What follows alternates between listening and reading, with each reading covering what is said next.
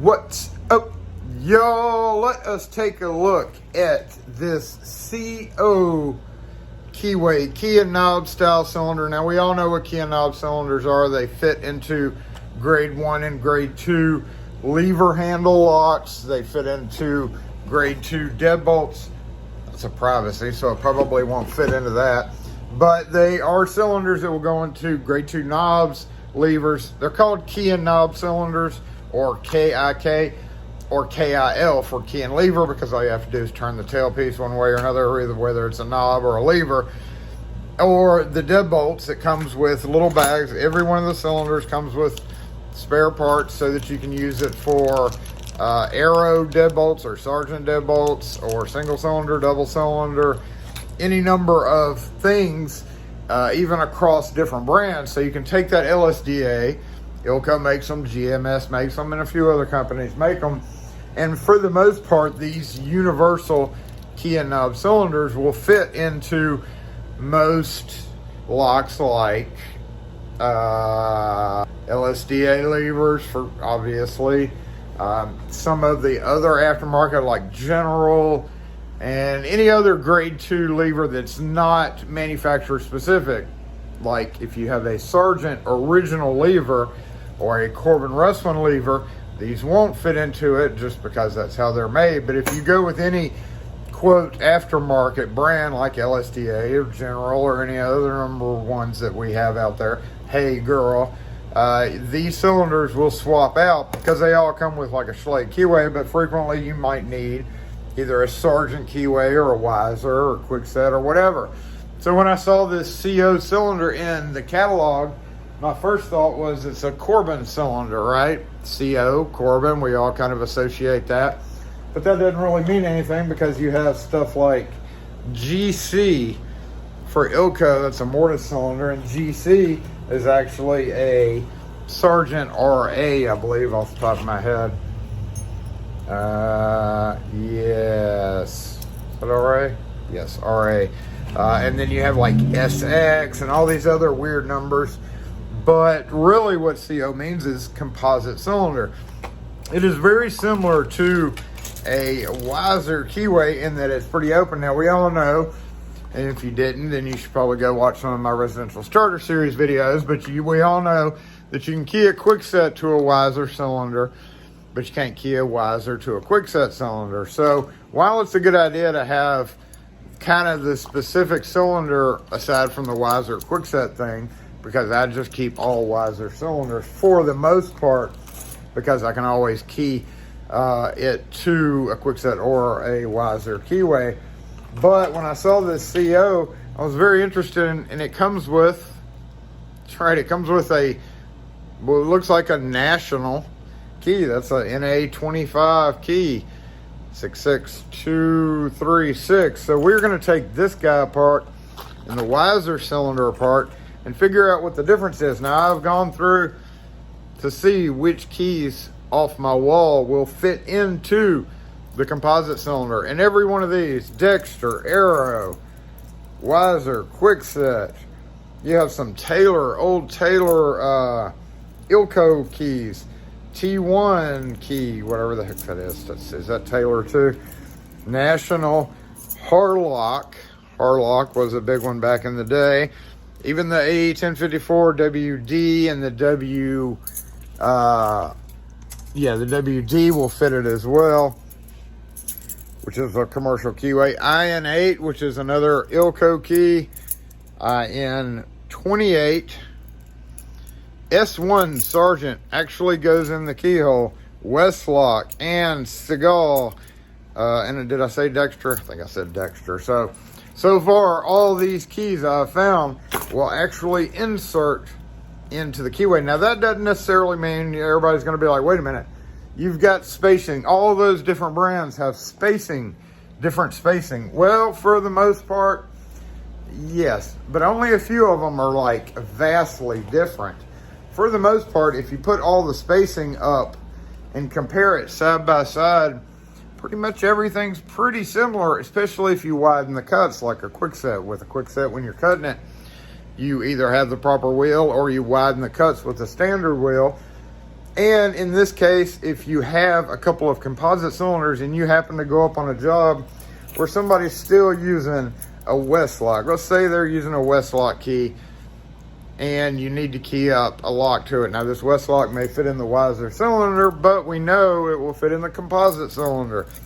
Likewise, you can use it for the Falcon A1054WD and National. So what I want to do is I want to see what this spacing looks like compared to a quickset cut key spacing, and take both of them apart and really see what's going on with the cylinder and if it's something that's worth stocking. So let's do that. So if we lay out all the HPC cards and take a look at the spacing and the depths for them, yes, they all are different on that row. This 216 could probably come down to this row, and then this row would come up to that. So we got 277, Ilco, Unique and Lockwood, then you got National, and then you got Arrow. So all of these spaces, 277, 250, 265, 433, 400, 420, it's all within a few numbers of each other. Now that's a few numbers in the lock world is wildly offset. So the problem is, what happens is the pins won't rest in the valley of the cut, and they'll rest on the angle of the next peak. So that's kind of one of the problems with that. And I know everybody's going to say that's going to throw everything off. 247 Quickset Weiser, 237, 245 Seagal, Taylor is 235. So those are all pretty close. 869, 855, 861. And then down here we have starting off at 216, 216, 216. That's Dexter, Eagle, and Old Sergeant. 372, 371, 371. These are all pretty similar. So pretty much three of most of those keys that I have over there, there's pretty much three layouts of spacing and depths.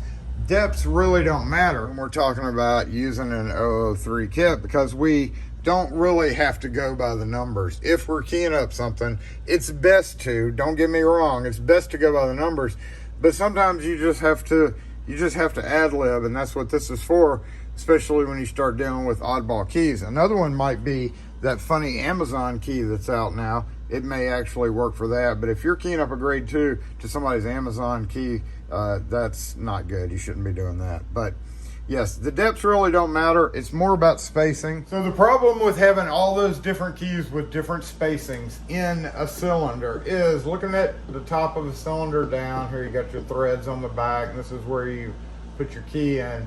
You have the holes for the pins. Almost all key and knob style cylinders have 2, 3, 4, 5, 6 to be able to key it up to a 6-pin key. Most of them come with this chamber empty, so if you're using a 6-pin, you would have to populate it. The problem comes in when you have a key. Let's say here's your key right here, and this is going to be horrible. Oh, okay, all right.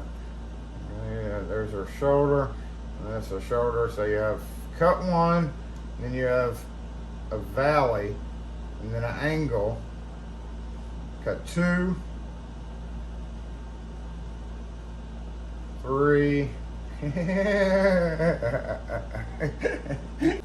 So we have a key here. If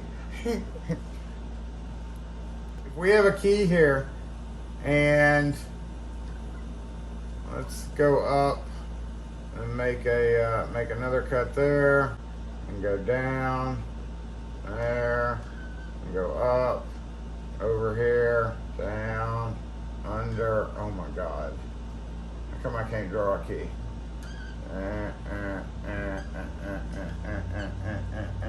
Somewhere around here you're cutting it off, but what happens is this pin hole may not line up quite right with where it is. So when you have your pin, you've got a pin like this with this angled tip in the 3/1000ths range, and some of them are a little bit more rounded than others, but instead of the pin doing what it's supposed to and going straight down into this cut of the lock, what that pin will do is it'll ride on this angle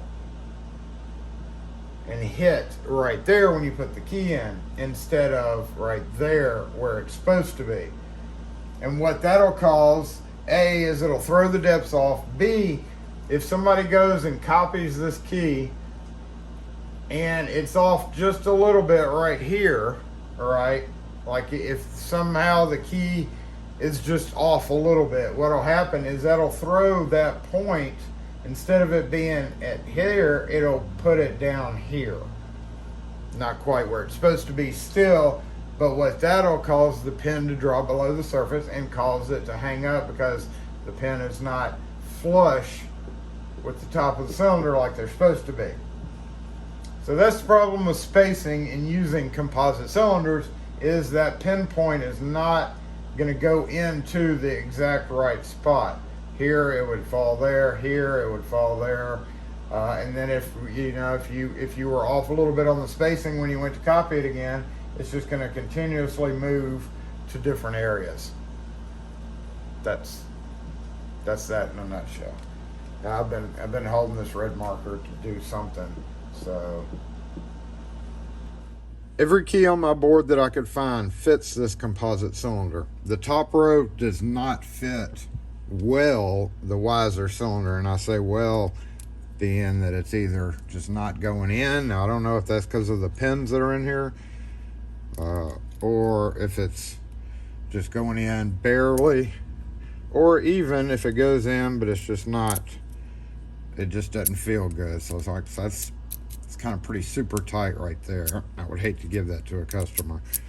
So that's what the top row is, but they all do fit this one just fine. So that definitely means that the core itself is widened out. Obviously this keyway is wider, so we're just going to check that out real quick, or either cut differently. 0.85 looks like, and the Weiser is a little bit thinner. Yeah, 0.79. So it is a little bit thinner on the Weiser keyway. I feel like I need to stop right here and just point out that the reason certain keys go into certain keyholes is because of the warding in each plug. So if we have a Schlage cylinder, you can see the profile of the keyhole, or the plug right there, matches up to a Schlage key, and that's why none of these would go into a Schlage core or vice versa. But with the difference between the Falcon or the Weiser and the composite keyway, it's very, very minute. In fact, the only thing I can really see besides the measurement is this one is just a little bit flatter. This one has more of an angle, a diamond shape, and then this one is cut off right there. That may be a little bit shallower too. That's straight, and it's kind of got a rounded edge. So that's the big differences in the keyway plugs themselves. Let's go ahead and take these pins out, and I'm going to measure to the first pin to see what the specs are, especially since this is keyed up to that key. 0 out. Let's go from the front of the plug to the center of the first pin. So that is the 250-ish range.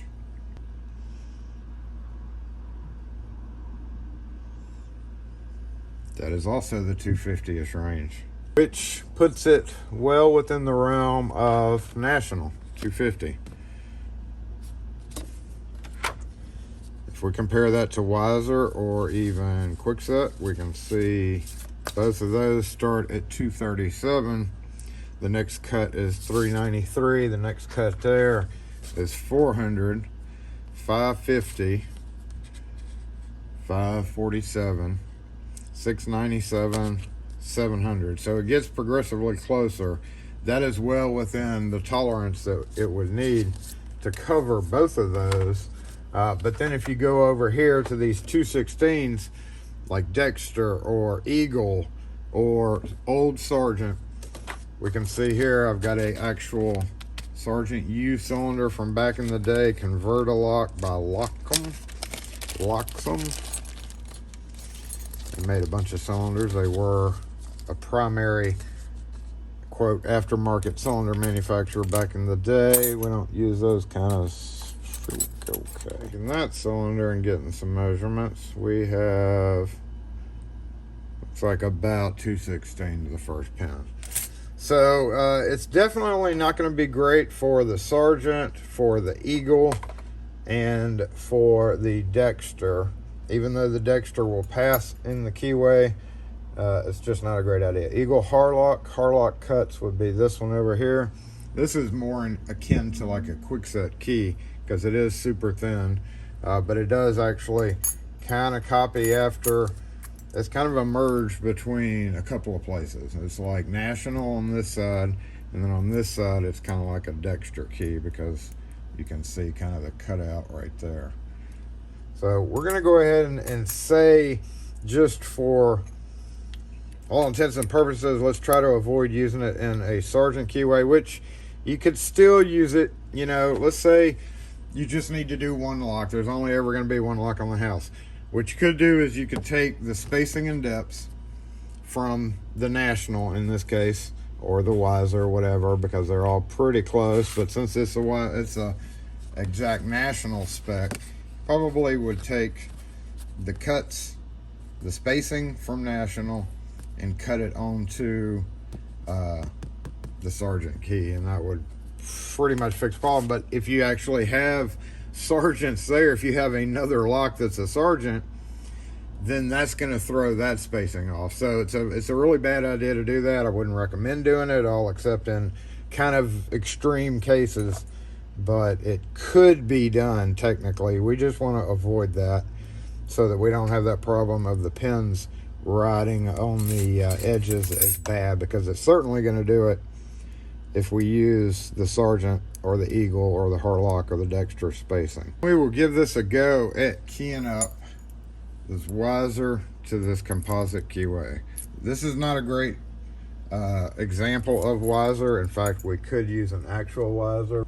There we go. There's an actual Wiser key, new gen 50312. So we'd go up to our board up here, 258. What are you doing in there? 5. O is 168. Hey, 168. Now see, we already have a problem with those cuts being not long enough, so we're adding 1 to that because it's aftermarket. That's just how things go. So we're just going to jump up to 276. Check it. Yep. Okay. And then that would mean 186. 0 would be 1. 3 would be 4, which is 240. 1 would be 2, which would be 204. And 2 would be 3, which is 222. So there we have pretty much a perfect Wiser keyed lock. Let's check it. Yep, smooth as silk for both keys. Now let's try it in this other Composite core and see if the same pins are used. So what was it? 5. We'll go to 6. So 276. Yep. 186. 3 would be 4. And 1 and 2. 1 and 2. So keys up perfectly there. All the way to the end, because that is important. As it goes down, it may be problematic on one end or the other, but it was equal all the way across, so no big deal pinning that to that either. Ask about these numbers. So National keyway, let's see what happens when we key it up to the National key numbers, which are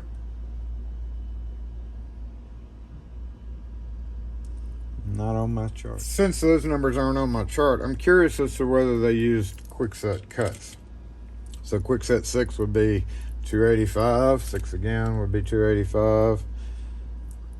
6 on the end down there. A lot of 6s on this one. And then 2 would be 195. Here we'll know for sure.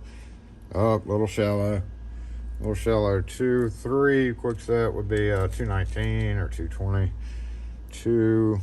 That is a little shot. You know, I think there may be something wrong with my number 2 pins here. No, it's definitely a little shot, both of those. So 2 Wiser would be that, and a 6 Wiser would be 276, which would drop it below what that shows. And 219 does not really do anything for me there, so we would have to kind of bump that up. Nope, that's a little high. Whoops. Get back in there. Let's jump up to 225. Ooh, what's going on here? Oh, 2 would be 204. Let's try the Wiser 204. Wiser 204 looks pretty good there. And then Wiser number 3 would be 222, right? Pretty good. I don't know, that last pin does stick up a lot. Got a catch going there.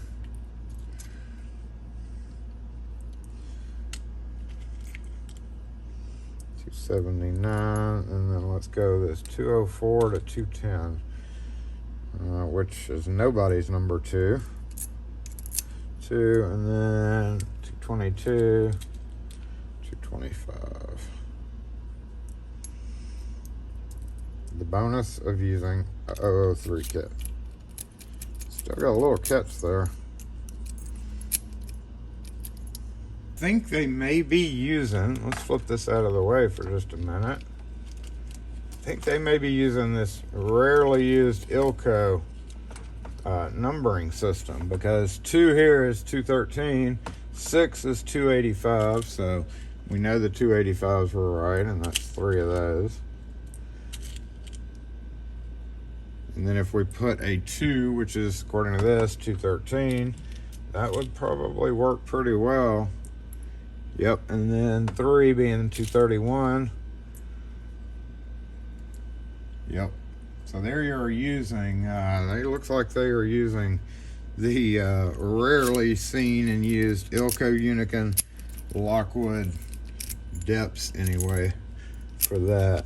Huh, interesting. So that would be this card, but the spacing is totally different there. Depth may be right, spacing is different.